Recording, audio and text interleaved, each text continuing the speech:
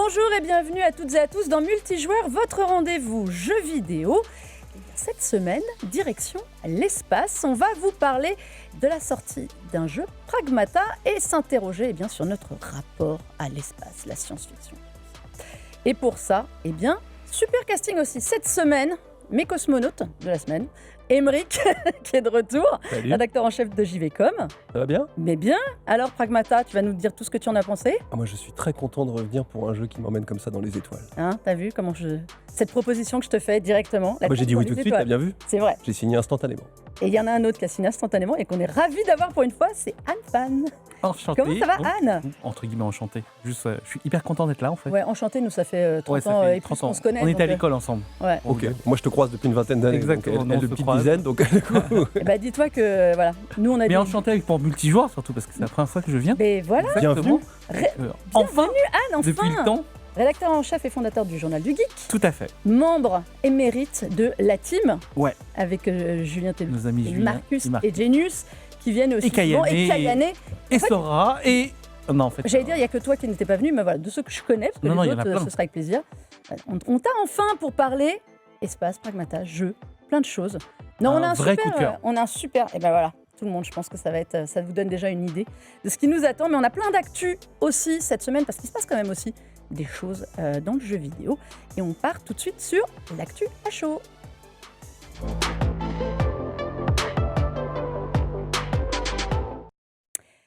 On va commencer avec GTA 6. Oui, ça fait longtemps qu'on n'avait pas parlé de GTA 6. Voyons, qu'est-ce que c'est que cette année 2026 sans parler de GTA et Rockstar ? Parce qu'il se passe toujours des trucs, même quand on voit absolument rien du jeu. C'est ça qui est génial. Ça va même plus loin, tu peux en parler alors qu'il se passe rien et ça intéresse tout le monde. Mais c'est ça qui est formidable. C'est incroyable. Et les pirates l'ont compris, parce que le jeu, c'est quand même d'aller pirater Rockstar. Rockstar, ils ont eu un peu tout cette année. Oui. On va pas ils ont eu les piratages, les leaks, les incendies. Donc, le week-end dernier, évidemment, tentative d'extorsion de données par un groupe qui s'appelle Shiny Hunters, qui a revendiqué fièrement son intrusion via un service tiers. Donc, pourquoi pas, des outils d'analytics qui permettent de rentrer dans les données de Rockstar. Et ils ont dit, nous avons des données confidentielles chez vous. Ils n'ont pas précisé en fait exactement Ils ce n'ont que pas donné c'était la au nature. début. Et en fait, on se rend compte que c'est plus des trucs genre plan marketing ou des choses comme ça. Donc, c'est pas forcément des trucs hyper c'est sensible parce que c'est un piratage. Mais je veux dire, ça concerne pas directement le jeu. C'est plus comment ça va se dérouler pour le jeu. C'est plutôt ça en fait. Ils ont essayé de faire croire qu'ils avaient piraté des infos sur le jeu en disant si vous ne nous donnez pas de l'argent avant le 14 avril. Alors, au moment où nous enregistrons cette émission, nous sommes le 15. Tout à fait. La deadline est passée. Visiblement, visiblement, Rockstar n'a pas payé.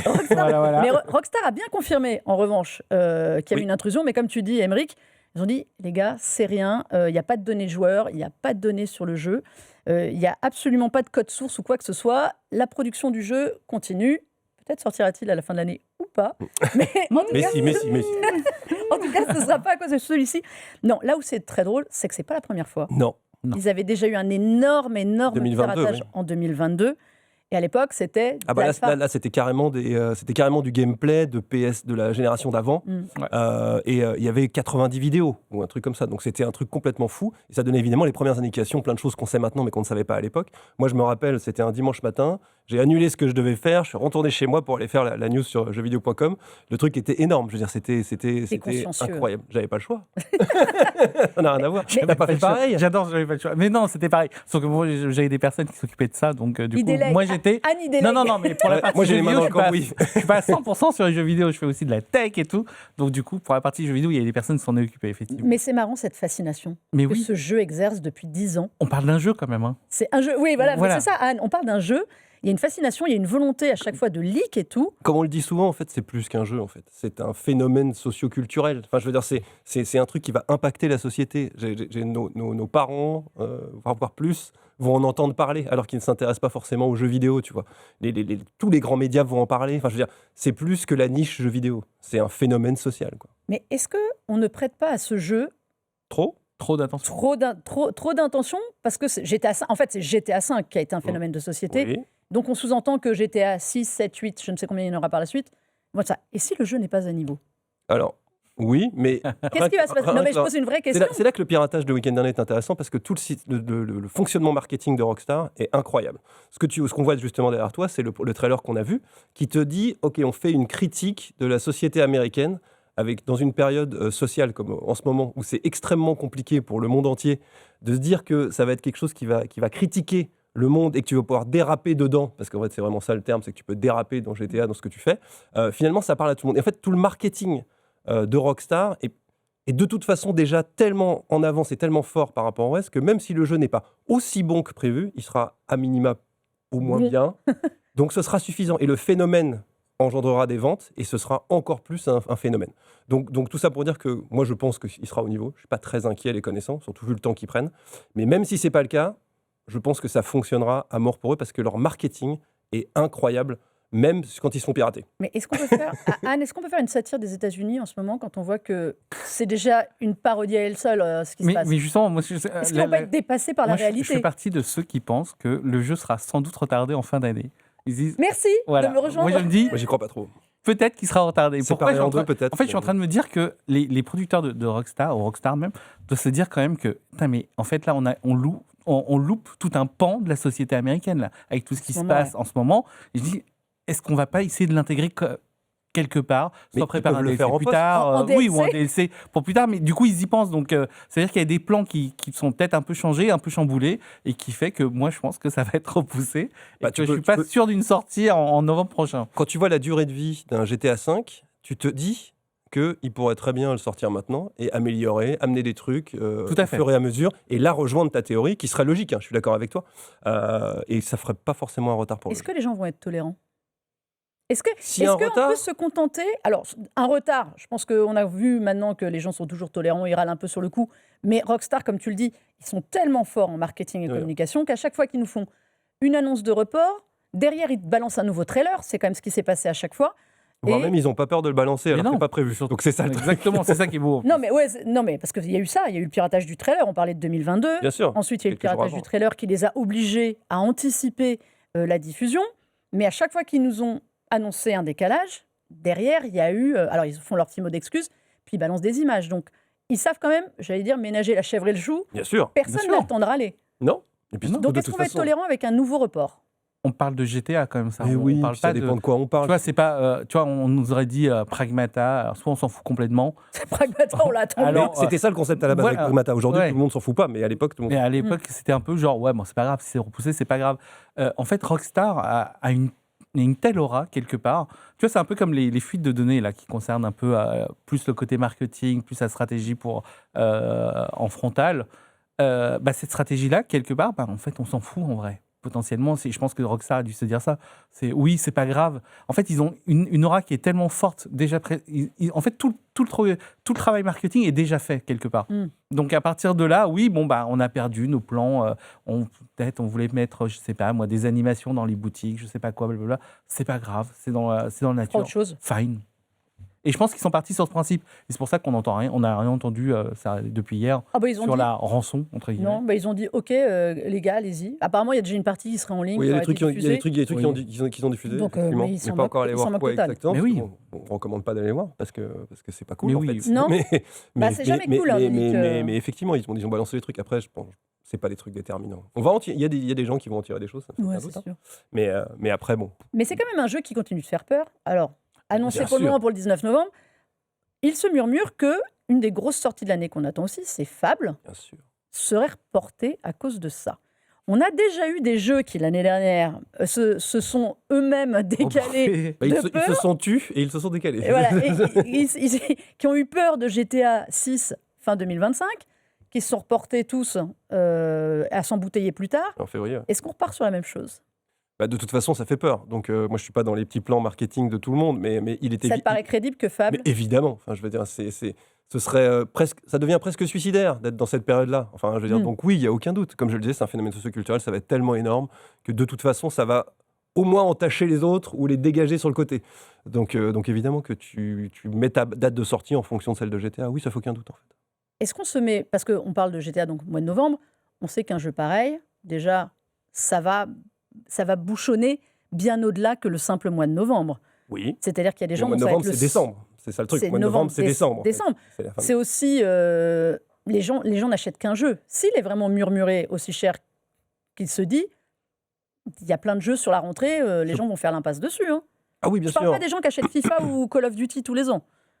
Mais c'est-à-dire que de toute façon, On sait qu'il y a, par exemple, il y a Marvel Wolverine, qui est Ouais. attendu pour le mois de septembre. tout à fait. Est-ce qu'on investit c'est un jeu qui va valoir 70 balles 2 mois d'écart, c'est énorme. Ouais, j'allais dire, en fait, en septembre, Non, c'est quand c'est même- financièrement, là, pour le coup, que je vous parle. Oui, mais même les personnes qui attendent un nouveau jeu d'Insomniac, potentiellement, qu'il achète en septembre, ça va. Parce qu'il a le temps d'économiser pour se dire, bon voilà, 50 balles à la fin du mois de septembre et 50 balles encore au mois d'octobre pour pouvoir acheter C'est un GTA. peu Ça plus pose cher, pas de mais pro- 50 balles si t'es Ouais. malin. C'est ça qui veut dire. Voilà. Non, mais 50 balles par mois, donc ça fait 100 Oui. balles le jeu à la fin. Oui, oui. Admettons. Ah, pardon, tu admettons. parlais pour GTA, ok. Oui, pour GTA. Ok. Et je m'étais dit que voilà, donc il a le temps d'économiser.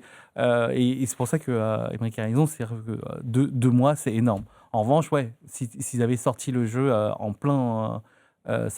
Au même moment qu'un GTA, là, ça aurait été suicidaire parce que là, t'as pas 200 balles à mettre tout de suite. Il nous clairement. reste quoi, alors, sur la fin de l'année The Witcher 4 Potentiellement, ouais. Est-ce qu'il ne va pas passer en 2027 Moi, je pense qu'il y a un gros paquet qui vont être quand même vraiment déplacés. Oui, oui. Ça fait pas Les seuls qui peuvent vraiment rivaliser avec un GTA en fin d'année, c'est les jeux annuels, quoi, comme les Call of, et encore, même, tu as vu Call of depuis quelques années, plus dur, c'est un peu dur.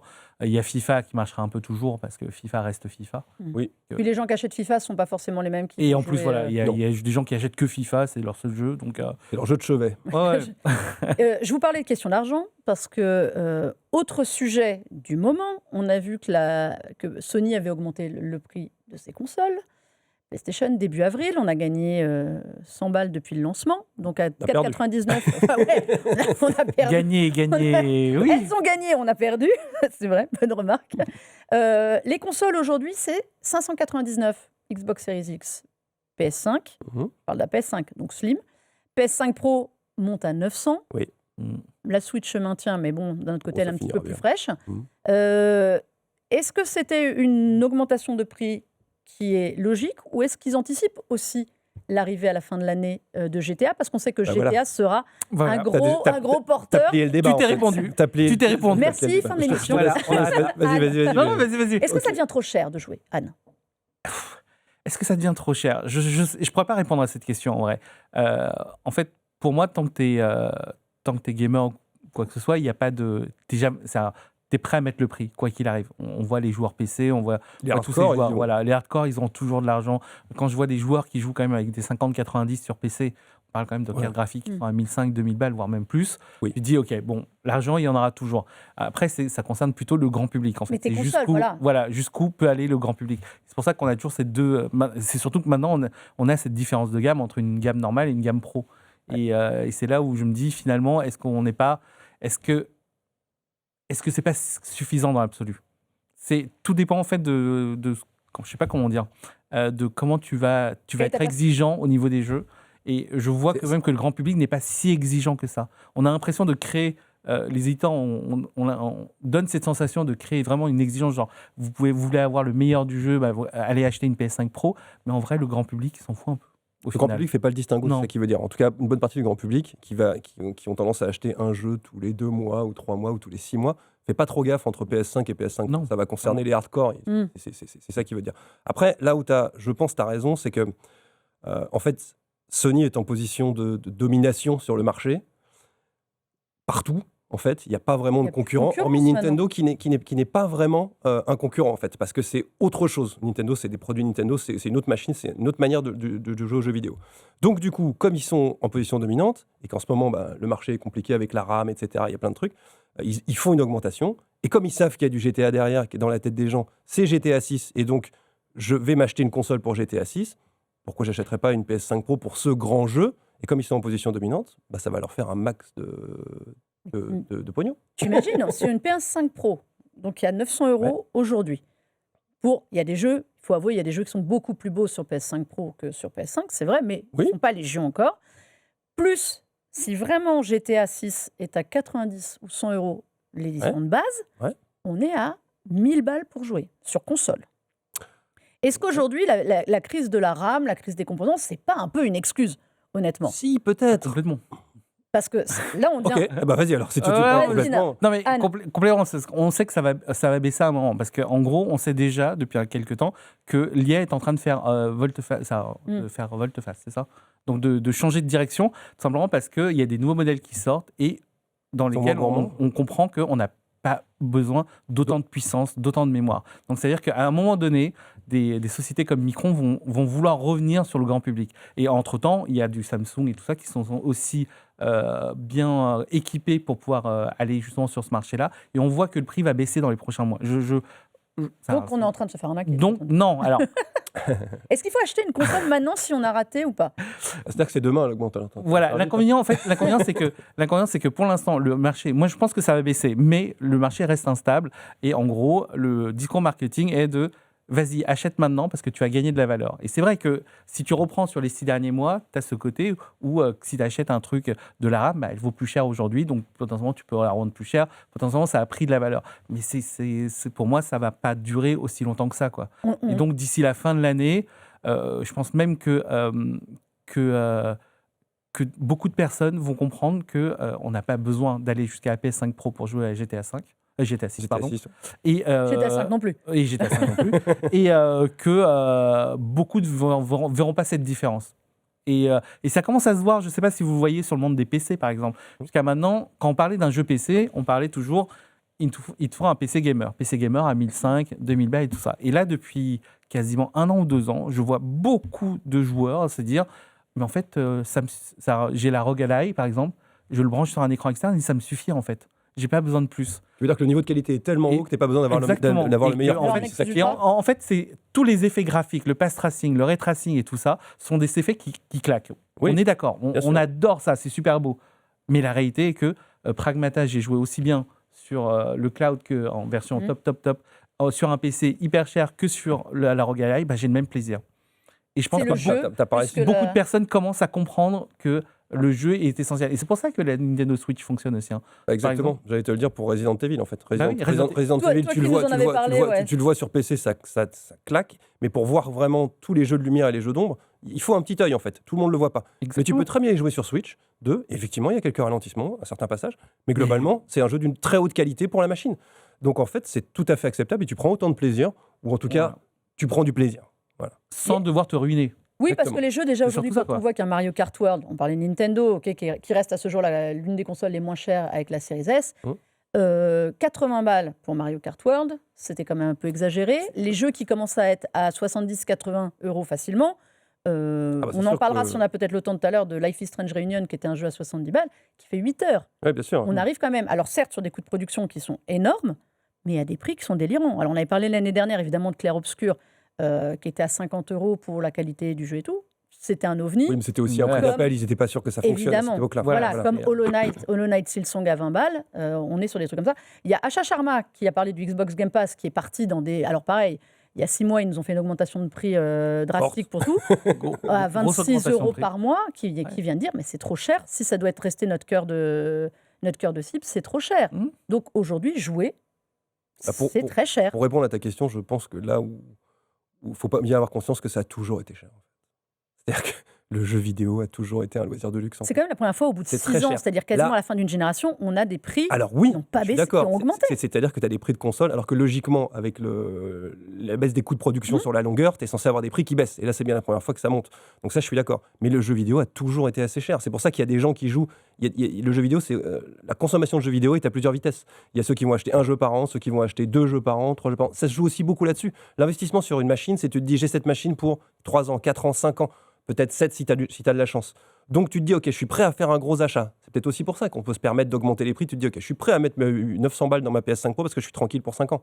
Bon, c'est un peu faux. Mais c'est fini en plus cette époque. Non, mais d'accord, mais le grand public ne le sait pas forcément. La PS6 n'existe pas encore. Enfin, tu vois, c'est ça qu'il faut comprendre. Toutes les consoles après qui sont censées arriver sont retardées. Alors à cause de la crise de la RAM aussi, nous dit-on. C'est parce qu'on est à un tel niveau de qualité, ça rejoint ce que tu disais aussi, qui est tellement énorme que tu peux te permettre de jouer à un Crimson Desert sur PS5, ça passe en fait. C'est pas aussi beau qu'ailleurs, ok, mais ça passe. Quand je dis ailleurs, c'est PC. Ouais, il suffit juste de reprendre un peu les jeux qui sont sortis sur PS4 Pro, on va dire, à la fin.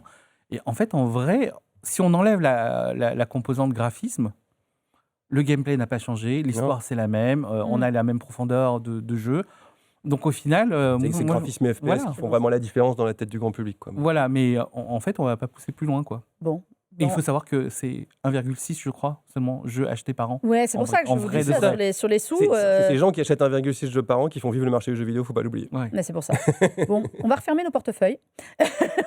C'est cool, ça c'est bien. Et on va parler espace. Et ce que je voudrais qu'on parle de Pragmata. Pragmata, ce jeu qu'on nous a présenté il y a 6 ans. On avait tous dit waouh, ça a l'air vachement bien. Et puis il a été reporté, puis reporté, parce qu'un jeu qui n'est pas reporté, c'est pas un jeu intéressant. C'est vrai. Il n'y a rien à raconter, ça ne nous arrange pas. C'est pour ça. Mais il est enfin là, on a pu y jouer. Il sort ce vendredi. Nous avons été des petits chanceux. Messieurs, avant qu'on parle plus généralement d'espace et de science-fiction, qui me pitch ce Pragmata? Allez, Émeric, au hasard. Ok, très bien. Donc Pragmata, c'est l'histoire d'un type qui s'appelle Hugues, qui va sur une station dans la Lune où ils utilisent ce qu'on appelle la Lune à fibre. Donc il crée avec des imprimantes 3D, il crée des choses grâce à cette matière qu'on appelle la Lune à fibre qui a été traitée sur la Lune. Okay, donc il arrive là-bas et en fait, il y a tous les gens de la station ont été déglingués, ils ont tous disparu. Il vient avec un groupe, tout le groupe se fait dézinguer aussi. Et Hugues se retrouve avec une IA, qu'on voit justement à l'écran, qui est juste derrière son dos là, qui s'appelle... Diana. Oui, mais c'est... DI. quelque chose. Bon, bref, son nom de code, Ouais. vous l'aurez compris, c'est une IA en fait, et c'est une IA particulière, c'est une Pragmata justement. Et donc, elle va l'aider à se sortir de la station et à comprendre ce qui s'y passe. On affronte, le truc qu'il faut savoir, c'est qu'on affronte que des robots. Et au début, ça fait un peu peur. La bonne nouvelle, c'est qu'en fait, c'est finalement assez varié le bestiaire. Il y a des gens qui se plaignent du bestiaire. Non, Et finalement, c'est assez varié, en fait, je trouve, pour des robots. Et l'autre truc, c'est que vous pouvez voir à droite, justement, dans les combats, il y a un espèce de damier. Et en fait, sur ce damier, le but du jeu, c'est comme dans un jeu classique en TPS. Donc, la caméra derrière vous, vous tirez devant. En même temps que vous faites ça et que vous esquivez les attaques, il faut jouer avec ce damier, faire un petit chemin jusqu'au point vert que vous pouvez voir à l'écran. Et sur ce point vert, vous arrivez à faire tomber les défenses de l'ennemi. Et à ce moment-là, vous pouvez le toucher. Il faut pirater, voilà. Exactement. Diana est là pour pirater, c'est une androïde. Exactement. Elle est là pour pirater les robots pour que Hugues puisse plus facilement les dézinguer. Les dézinguer. Et là où c'est génial, c'est qu'il y a plein de subtilités sur ce damier. Au début, on ne pensait pas. Et finalement, si, en fait, tu peux mettre des petites choses qui vont te permettre de customiser le type de dégâts que tu leur fais ou de propager tes dégâts, par exemple. Et auquel cas, ça rend le jeu vachement plus subtil que ce qu'on imaginait. Et au-delà de ça, il y a une réalisation qui... Enfin, je ne vais pas tout prendre. Donc, si tu veux quelque chose, il y a une réalisation qui est exceptionnelle, qui est tout à fait maîtrisée. Et en fait, c'est le terme qui revient pour ce jeu-là. C'est un jeu parfaitement maîtrisé, mais extrêmement ramassé. S'il y a un défaut, c'est celui-là, c'est que le jeu est assez court. Tout est hyper linéaire, exactement. Mais en fait, le level design est hyper fort. C'est-à-dire la manière dont ils ont conçu les niveaux. Tu as l'impression qu'en fait, tu es quand même perdu, alors que tout le niveau est assez ramassé et assez petit. Et il y a plein de trucs à y trouver. Il y a plein de choses à Donc, faire. le level design du jeu est excellent, alors qu'il y a des gens qui disent qu'il est beaucoup trop simpliste. C'est faux. Il est super maîtrisé. Non, moi je suis assez d'accord avec toi. Le hacking n'est pas juste vous partez d'un point et vous esquivez des trucs pour aller sur le point vert.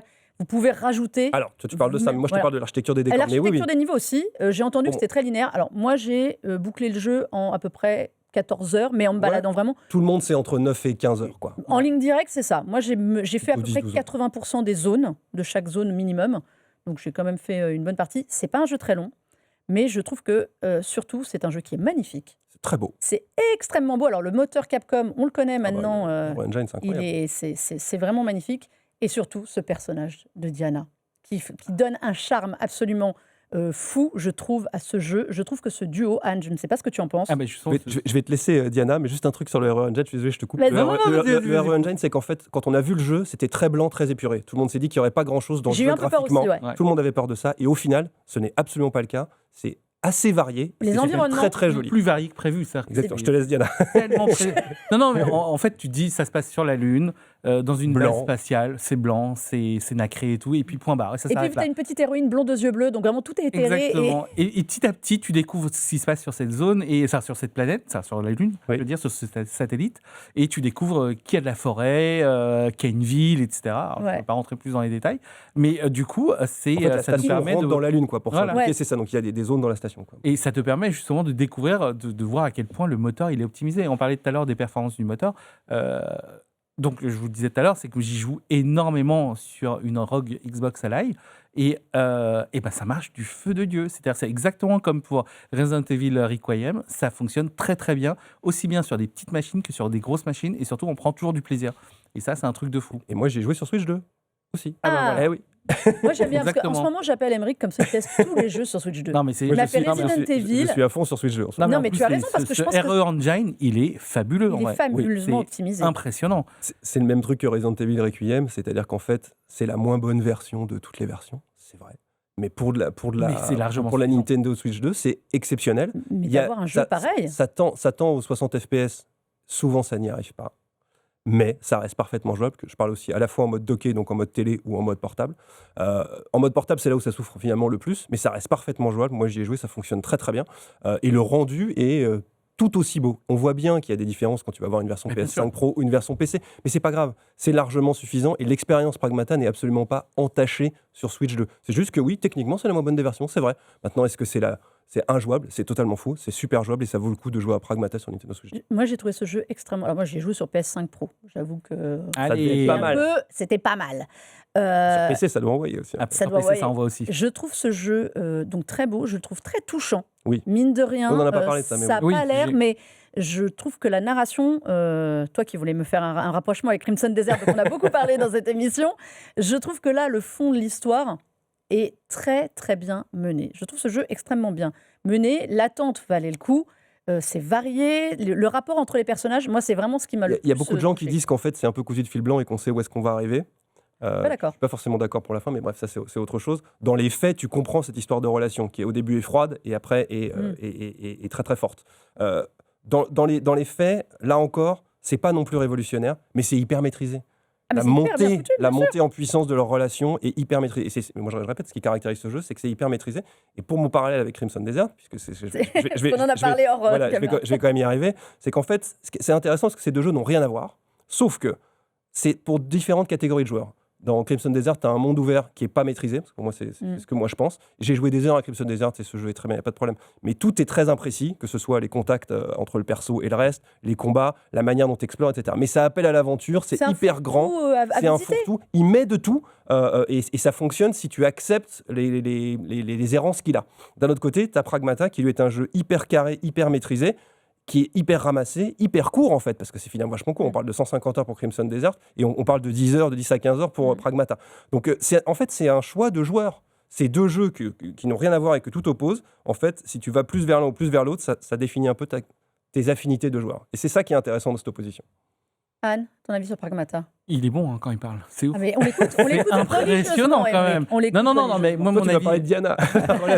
Mon avis sur Pragmata, c'est exactement ça. C'est-à-dire que la relation entre Diana et Hugues est assez forte déjà et elle suit en fait le niveau de difficulté. Et je trouve ça très vrai. très fort en fait. Parce qu'un des trucs que j'ai toujours reproché sur ces derniers jeux, c'est en fait, tu n'as pas d'évolution dans le gameplay. Tu as des armes un peu plus puissantes, tout ça, mais tu n'as pas d'évolution. Là, en fait, tu apprends crescendo. C'est-à-dire qu'au départ, tu fais du hacking assez simple, le temps de maîtriser comment ça se passe sur la manette, etc. Et petit à petit, donc avec toutes les subtilités que tu vas commencer à faire des hackings de plus en plus gros, de plus en plus forts, De plus et en plus surtout élaborés, en ouais. complément de tes tirs. C'est-à-dire qu'il y a pas mal de trucs de hacking qui sont liés au tir et qui boostent ton tir en même Ouais. temps. Donc du coup, tu mixes les deux. Et un On des peut la trucs que faire évoluer, elle aussi. exactement, elle évolue. Et un des trucs que j'ai trouvé impressionnant, c'est la première fois que tu te retrouves avec, je sais pas, ne serait-ce que 3-4 ennemis en même temps, tu fais waouh, Oui. comment je les gère? Je ne peux C'est pas comme les les gérer. boss. Les boss, la première fois, Mais tu oui. vois la taille des boss, tu te dis, je vais jamais y arriver. C'est C'est énorme. impossible à faire. Et au final, tu te retrouves à pouvoir gérer des zones rouges où ils sont 5, 6, 7, 8 à attaquer dans tous les sens et tu arrives à les maîtriser pour X raisons. Et alors que je suis pas très bon en jeux vidéo hein, quand même. Donc j'ai arrêté d'être bon là-dedans. Et je trouve ça hallucinant de me dire que ce jeu permet ce genre de truc et que tout est lié. Et comme disait Émeric, c'est ultra maîtrisé. Et c'est ça qui est génial. Et c'est La que, panique du hacking, la première fois où vous Bien devez sûr. gérer Ah, mais bien sûr. le hacking Qu'est-ce et que en je dois même faire temps le tir, ouais. c'est génial. Moi, j'adore. Mais après, on maîtrise. Il y a un autre truc qu'on n'a pas abordé, c'est que le jeu est très fort pour te faire croire que tu es très bon. C'est pas faux. C'est pas C'est-à-dire qu'en fait, en vrai, il y a beaucoup de gens qui disent le jeu n'est pas très dur. C'est vrai, dans l'absolu, Il est si t'es pas un dur. sport Geralt, le jeu n'est pas forcément très dur. Non, mais on apprend Il y a à quelques maîtriser. boss, mais tu apprends à On maîtriser, apprend à tu sens maîtriser. l'évolution, et surtout dès que tu arrives à faire un truc, la manière dont c'est conçu, on parle de ce damier, on parle de la manière dont le perso bouge, mais aussi il y a de la mise en scène dans certains combats, et en fait tu as l'impression d'être un génie. Et ça c'est très fort, c'est hyper gratifiant. La vraie question c'est, est-ce que dans les niveaux de difficulté plus élevés, est-ce que le skill, donc le fameux truc des hardcore gamers, donc le talent pour maîtriser un système de jeu, fait que en fait c'est facile à jouer, difficile à maîtriser. C'est un peu ça que tout le monde attend. Je suis pas sûr que ce soit forcément le cas sur Pragmata parce que même si tu as une courbe de progression qui est bonne, à un bout d'un moment, tu as compris le système et du coup, il y a peut-être une limite à ça. Mais globalement, c'est ça. Le jeu est hyper gratifiant. Il te donne l'impression que tu es un génie. Génial. Je veux dire. Et donc, il y a beaucoup de gens qui vont kiffer, c'est obligatoire. Sauf qu'en vrai, le jeu est pas si dur que ça. Je voudrais vous poser une question, messieurs, parce qu'on a parlé justement c'est un peu le retour des jeux d'espace comme ça. Il y a une fascination depuis Metroid Prime et avant pour l'espace. Starfield. Et voilà, et récemment. Il a fait rêver tout le monde. Récemment, Starfield, No Man's Sky. Il a fait rêver, je dis pas qu'il a réussi. Oui, mais sur PS5, il y a eu 50 versions. Mais pourquoi est-ce qu'on a cette fascination en jeu vidéo pour l'espace et pour la science-fiction? Alors, on pourrait en citer plein, donc Metroid Prime, évidemment. Sûr. Ce côté appel à la solitude. Est-ce que le fond du jeu vidéo, c'est pas un peu d'être seul contre tous? Et donc l'espace, c'est génial, il n'y a pas de soutien. Moi, je pense que l'espace, ça fait rêver tout le monde, que ce soit dans le jeu vidéo ou hors du jeu vidéo. C'est l'inconnu, c'est l'aventure. Ouais. Tu rajoutes à ça un petit peu de race extraterrestre si tu as envie dans le fantasme. Et là tu as un truc qui t'appelle pour aller voir, qui à la fois te fait peur. Dead Space. Exactement. Dead Space, quand même, c'est la référence. Est-ce que ça ne reste pas la référence du jeu, justement, là-dedans? moi, non, parce que tu as No Man's Sky, tu vois, il y a plein de... Il y en a plein, en fait. Ça dépend du type de jeu. Quand tu mentionnes juste Dead Space, la petite anecdote, pour moi, Pragmata, c'est le Dead Space de la flippette. Moi, j'arrive pas à jouer à Dead Space parce que ça devient trop stressant. Je t'ai vu sur TikTok, j'ai vu le truc, ce que tu veux dire. Et je dis, c'est vraiment, moi, j'arrive plus à jouer parce que ça me fait trop peur et que j'ai pas envie de Resident Evil 7, c'était le pire. Et l'avantage de Pragmata, c'est que tu retrouves à peu près les mêmes. En fait, tu retrouves vraiment les mêmes systèmes, les mêmes mimiques, etc. Sauf que Diana est là pour t'apaiser, en fait. Non, Diana, en fait, toutes les petites relations père-fille entre Hugh et Diana fait que finalement tu t'apaises et donc tu continues à jouer le jeu et tu dis bon je vais être surpris, mais est-ce que c'est pas grave. C'est même des petites pauses en fait. Est-ce que c'est pas elle la tout différenciant justement du jeu? Ah mais complètement. Pour moi ça change. Le hacking, le système de hacking et avec Diana, ça change totalement le gameplay. C'est-à-dire que je m'attendais à un jeu de tir basique, classique, et j'avais surtout peur de me dire qu'on pouvait finir le jeu rien qu'avec du tir. Genre, allez, on y va en méga bourrin et tout ça. Mais c'est pas un jeu de tir. Voilà. Et sauf qu'on réalise vite que le tir, ça sert pas à grand chose s'il n'y a pas ce côté Diana. Bon alors toi, Aymeric, t'es plus No Man's Sky En fait, je suis plus sur l'exploration spatiale à titre personnel. Je trouve ça génial, je trouve que c'est ce qui me fait le plus rêver. Moi, Starfield, il a beaucoup de défauts, mais j'ai beaucoup aimé. Donc ça me plaît. Et c'est des cas particuliers, Starfield et No Man's Sky. No Man's Sky, c'est un jeu qui est parti d'un échec.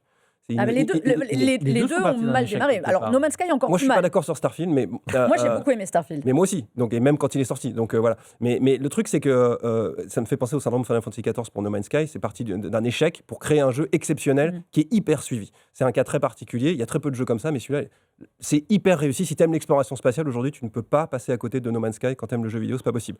Et Starfield, pour le coup, oui, il y avait plein de trucs à changer. La vraie déception de Starfield, c'est de se dire que tout n'est pas en continu, contrairement à No Man's Sky. C'est-à-dire que tu peux aller dans des menus pour te téléporter sur des planètes quand tu fais des voyages stellaires ou que tu passes d'une planète à l'espace aérien de la planète autour. En fait, il y a un temps de chargement, ça casse tout en fait. Donc c'est des trucs très particuliers. Maintenant, je maintiens que Pragmata a aussi un peu ça, parce qu'en fait, alors je pense qu'on va me le reprocher, mais on va chercher un petit peu loin, mais il y a un petit syndrome alien dans Pragmata au tout début en fait. Oui. Sauf que très vite, tu te rends compte que non, il n'y a que des robots. Et finalement, c'est ça qui fait le sel et l'intérêt, parce que les robots sont très variés. Surtout, c'est une très bonne nouvelle. Il y a du 2001. Bien sûr, évidemment. Idus dedans, c'est HAL de 2001, le petit espace. Cette IA qui est là pour en gros vous expliquer que c'est la domination des machines. Exactement. Est-ce que ça joue pas de notre fantasme? On est passé de Alien Isolation, où c'est un monstre qui est là sans être là, qui est en stress. Tu as fait Alien ou pas, Anne? Toi qui n'as pas aimé Dead Space? Non, mais moi, il y a des jeux comme ça. Alors, je l'ai fait quand j'étais... pas celui-là, mais j'en ai fait pas mal comme ça, plus jeune. Maintenant, j'ai un peu arrêté. Maintenant, t'arrêtes, quoi. Ouais, maintenant, je réalise, en fait, à quel point c'est... Moi, je commence à avoir du mal aussi. Avec l'âge, ouais. Est-ce que Pragmata, c'est pas un peu aussi notre fantasme du l'IA va tous nous dominer juste dans l'espace? Est-ce que c'est pas ça aujourd'hui? C'est plus les monstres, en fait, c'est l'IA. Oui, aujourd'hui, le monstre, c'est l'IA. Hein. C'est ça. Le monstre, c'est l'IA. C'est l'IA qui va changer nos métiers, qui va peut-être les remplacer pour certains. Donc clairement, l'IA fait peur et je pense que pour l'instant, c'est une façon de pouvoir dompter notre peur parce qu'on ne sait pas trop où on est capable d'aller parce qu'il n'y a pas de vraie législation encore autour de l'IA. Donc pour l'instant, on n'est que sur du fantasme, donc le fantasme des années 80, etc. Mais ça marche. Et puis, il n'y a pas de limite, il n'y aura pas de limite, il n'y aura pas d'arrêt. C'est ça qu'il faut comprendre. Il y a un truc auquel je veux revenir sur Pragmata qu'on oublie aussi, c'est que c'est aussi un jeu à score.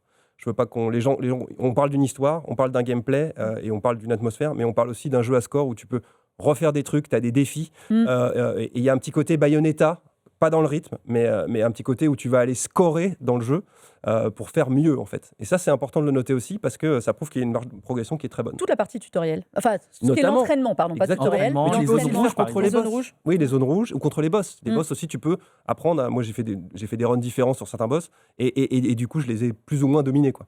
Donc, il y a un vrai côté jeu à score dans le gameplay. Il y a presque un côté arcade dans certains trucs. C'est- Donc, ouais. C'est Capcom, hein. Mais oui, Donc, c'est ça. c'est- Et C'est l'ADN de c'est Capcom. là où ils ont commencé, l'arcade. Voilà.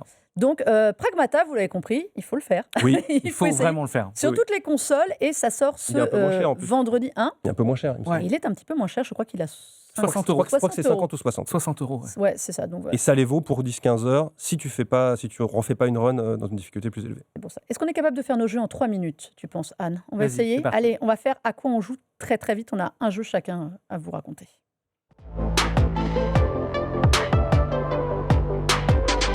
Allez, je te laisse le Donc on a droit 3 de... minutes, donc j'ai 1 minute pour moi, c'est ça? Allez, je t'en donne 2, j'en prendrai 2. Mini Shoot Allez. Adventures. Qu'est-ce que c'est Exactement. que ce truc? C'est mon petit jeu arcade auquel je joue le plus en ce moment. En gros, c'est très simple. J'ai un truc, j'adore les dual shooters. Ça, c'est un fait. J'adore aussi les jeux d'aventure à l'ancienne, un peu comme Zelda. Et tu mixes les deux, en fait. Donc, c'est un jeu d'aventure comme Zelda, sauf que tu pilotes un petit vaisseau en mode dual shooter.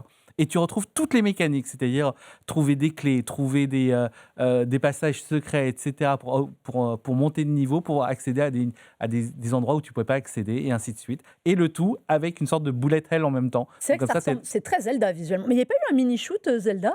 Un jeu qui s'appelle un peu comme ça? Non, dans parce le que même celui-là était très vieux, sauf qu'il a vachement évolué dans le temps. Parce que ça fait longtemps qu'il est sorti, hein, celui-là, et en plus il était disponible depuis 2 ans, sauf qu'il est ressorti il n'y a pas longtemps sur Switch, il me semble, et surtout il était arrivé sur le Game Pass, et c'est comme ça que je l'ai découvert. Et donc je vous le conseille, ça vaut pas très cher, et pour ceux qui ont le Game Pass, c'est donné, et c'est génial. Voilà, j'ai retrouvé toutes mes sensations de Zelda sur ma Super Nintendo. Donc, Mini Shoot Adventures. Moi, je vais vous parler très vite de Life is Strange Reunion, qui est le retour, et oui, 10 ans en arrière, pour ceux qui ont connu Life is Strange version Dontnod avec Chloé et Max. Eh bien, 10 ans après, c'est Deck9 qui a repris la main pour faire revenir le duo du premier jeu. 10 ans après, elle se retrouve. C'est un jeu très très court, donc je l'ai un peu spoilé tout à l'heure, ça dure 8 heures. Ça aurait pu être un super DLC de Life is Strange Double Exposure, qui est sorti il y a à peine 1 an et demi, qui faisait revenir le personnage de Max, donc souvenez-vous, apprenti photographe au lycée du temps du premier épisode, qui est maintenant prof de photo en fac, et évidemment c'est toujours la cata autour d'elle. Dans le précédent, elle avait des nouveaux amis, Moses, Safia, je ne spoil pas. Et là, on retrouve le même décor, les mêmes persos, mais on rajoute Chloé, le retour de son binôme, cette fille aux cheveux bleus, qui était sa super amie, à qui elle avait sauvé la vie, ou pas, dans le premier. Alors, est-ce que 10 ans après, on spoil ou pas un jeu? C'est toujours la même question. Non. Parce que... Non. on spoil plus. Non. Parce que, Non, toujours pas. autant vous le dire tout de suite, si vous n'avez pas fait Life is Strange 1 et Life is Strange Double Exposure, ne faites pas réunion, vous n'allez rien comprendre. Il faut le dire à l'envers. Faites d'abord les 2 premiers et après je la suis. Voilà, non, pourquoi je vous dis ça? Parce que pour les fans de Life is Strange, c'est le retour de ce duo. Comme par hasard, il y a une série qui arrive bientôt, qui est en prod. Ça peut aider. Exactement. C'est intéressant de les retrouver. Ça nous ramène 10 ans en arrière. J'ai toujours un problème sur l'écriture, parce que je trouve que Deck9 fait des jeux magnifiques, mais ne sait pas écrire comme Dontnod. Et donc, on retrouve les personnages. C'est un peu mieux que Double Exposure. Mais sachez que tous les choix que vous avez faits dans les épisodes précédents, en gros, se résument à, avant de commencer, est-ce que vous voulez ça, oui ou non? Et vous pouvez dire oui, vous pouvez dire non. Le jeu s'en fout un peu. D'accord. Mais la question qui propose se un pose, choix si qui vous n'en est avez pas fait un. le premier, c'est est-ce qu'à la fin, vous avez sauvé Arcadia Bay ou Chloé? Parce que pour que Chloé revienne, si vous aviez décidé qu'elle mourrait dans le premier, et bien là, il y a un subterfuge. Pas mal. Ça aurait pu être bien. Ah. Mais moi, j'ai testé les 2 versions, sachant que je l'avais tué dans le premier. Et ben, c'est un peu pas forcément c'est pas très très bien amené. Mais cela dit, je trouve le jeu assez sympa, mine de rien. J'étais très contente de retrouver les 2, de retrouver le pouvoir de remonter le temps. En revanche, comme je vous l'ai dit tout à l'heure, je trouve que 70 balles pour 8 heures de jeu, c'est un petit peu cher. 60, un peu si vous voulez. Avec 60 à 15, oui. c'est ça. Ça fait pas beaucoup. Mais c'était un plaisir. J'aurais juste aimé que ce soit un peu mieux écrit. Mais l'histoire est quand même sympa. Et ça, c'était une bonne surprise. Parce que je les ai suffisamment critiqués, Deck9, pour dire qu'ils ne savaient pas écrire. C'était quand même plaisant de les retrouver. Mais voilà, attendez un peu que le prix baisse. Je pense que vous n'y perdrez pas. Mais c'est vraiment pour les fans. Et surtout, voilà, si vous n'avez pas fait les 2 premiers, vous n'allez absolument rien comprendre. Bah, ça a l'air d'être comme un bon bouquin, toute cette série, Life is Strange. Donc, faut la suivre. C'est très bien et c'était une super idée. C'est un jeu qui a aidé beaucoup d'adolescents, le premier, sur les problèmes. Ça aborde des thématiques qui sont fortes. Thématiques très très fortes. Ça se perd, ça se dilue un peu. Square Enix est propriétaire de la licence et a trouvé un très bon studio pour faire un très beau jeu. Franchement, le jeu est très très beau visuellement, mais il manque cette petite saveur et cette petite subtilité d'écriture qu'avait Dontnod. Donc voilà, donc vous pouvez y aller si vous avez fait les précédents. Parfait. Mais attendez que ça baisse un peu. Messieurs, nous sommes arrivés au bout de cette émission, retour sur Terre. Voilà, c'est fini. Anne, ça va cette première expérience, t'as survécu? Non, très bien. J'ai eu un peu de mal à démarrer, mais très très bien. Moi, je l'ai trouvé en apesanteur. Il est c'est joliment dit. C'est beau. Bon, Anne, on te retrouve sur Journal du Geek. Exactement. Avec la team aussi. Avec la team le mercredi. aussi. Et sur les réseaux sociaux classiques, quoi. Partout. Voilà. Vous pouvez suivre quand il daigne être à Paris. Je suis à Paris, exclusivement pour toi. Oh, écoute, je suis ravie. Ça fait plaisir. Émeric, pareil. Sur JV, jeuxvideo.com, comme toujours. Comme toujours. Pour la suite des aventures. Et oui, il va y avoir des choses intéressantes. Et Dieu sait qu'au mois d'avril et au mois de mai, il y aura de quoi. On va pas s'ennuyer. On va pas s'ennuyer du tout. Rendez-vous sur JV. Exactement. Merci à vous toutes et à vous tous d'avoir suivi cette émission. Vous pouvez évidemment la retrouver en multidiffusion sur la chaîne Tech & Co, sur le site BFM Tech et la chaîne YouTube BFM Tech et sur la plateforme RMC BFM Play. Et évidemment, écoutez nos belles et douces voix en podcast absolument partout. Écoutez, on a encore plein de jeux qui arrivent, plein de choses à vous raconter. En tout cas, jouez à Pragmata ou à Mini Shoot Adventure, vous verrez. Et on se retrouve très vite pour d'autres jeux. Il y a des très très belles sorties en approche. Allez, jouez bien et à la semaine prochaine.